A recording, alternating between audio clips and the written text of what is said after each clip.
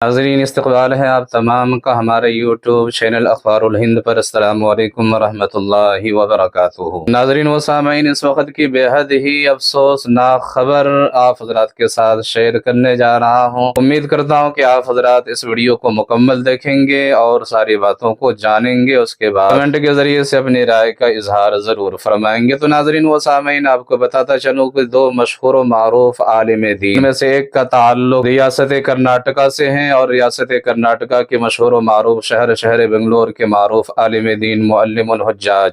حضرت مولانا محمد زین العابدین رشادی مظاہری بانی و محتمم دارالعلوم شاہ ولی اللہ ٹیانی روڈ بنگلور، نائب صدر جمعیت العلماء کرناٹک و صدر رابطہ مدارس کرناٹک کی طبیعت کچھ دنوں سے ناساز چل رہی ہے، اور جس کی بنیاد پر شہر بنگلور کے مشہور و معروف ہاسپٹل شفا ہاسپٹل کے ICU میں زیر علاج ہے۔ جیسا کہ آپ تصویر میں دیکھ سکتے ہیں، تمام ہی برادران اسلام و علماء کرام سے خصوصی طور پر درخواست ہے کہ حضرت والا کی جلد سے جلد صحت یابی کے لیے خصوصی دعائیں فرمائیں کہ اللہ تعالیٰ انہیں صحت کاملہ عاجلہ مستمرہ دائمہ نصیب عطا فرمائے۔ اسی طرح سے ناظرین و سامعین، ایک اور مشہور و معروف عالم دین اور شہر بنگلور کے مشہور و معروف قدیم دینی دانشگاہ دارالعلوم سبیل الرشاد کے قدیم ماہ ناز فضلہ میں سے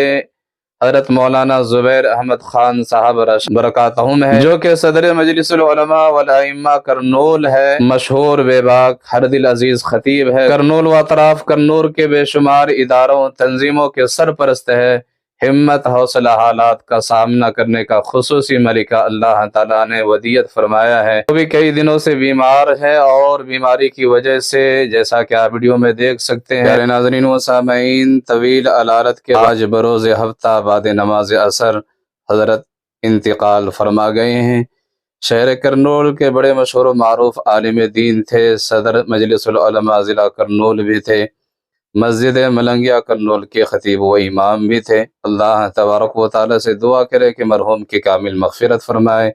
اور جنت الفردوس میں اعلیٰ مقام عطا فرمائے، لواحقین کو سب جمیل عطا فرمائے۔